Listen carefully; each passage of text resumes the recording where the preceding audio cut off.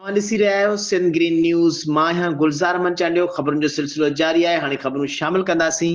जैकमाबाद का bureau chief गुलाम हुसैन जखरानी की report मुताबिक जैकमाबाद आज़ाद मीडिया प्रेस क्लब के सालियानी इलेक्शन जो प्रोग्राम टिरुकनी कमेटी के चेयरमैन हाजी गुलाम हुसैन जखरानी की सदारत थी गुज़री, जंहिंमें साल 2025 जे नई बाडीअ जी इलेक्शन कराई वई, जंहिंमें chairman Nawab Ali लांघा, wise chairman doctor Ghulam Nabi पेचूहो, सदर जुल्फकार अली सुमरो खे मुंतखब कयो वियो। सीनियर नायब सदर शहरयार खान जखरानी, नायब सदर जफर अली उमरानी, नायब सदर Waqar Hussain Qureshi, general secretary Haji Ghulam Hussain Jakhrani, deputy general secretary Zafarullah Taim, joint secretary Khalid Hussain Manjo, मालिया सेक्रेटरी नसरुल्लाह मीरानी, राब्ता secretary Rashid Ali Joyo, press secretary Atif Hussain, librarian Jawadul Hassan Sial, office secretary Salar Khan Sial, जन अक्सरियत सां इलेक्शन में कामयाबी माणी। उन मौके ते नई चूंडियल आयल उहिदेदारनि ख़िताब कंदे चयो त असां सहाफ़त खे मुक़दस पेशो सम्झूं था, जेको ग़रीब मिसकिन बेपहुच माण्हुनि जे हक़नि जी ॻाल्हि कंदो आहे।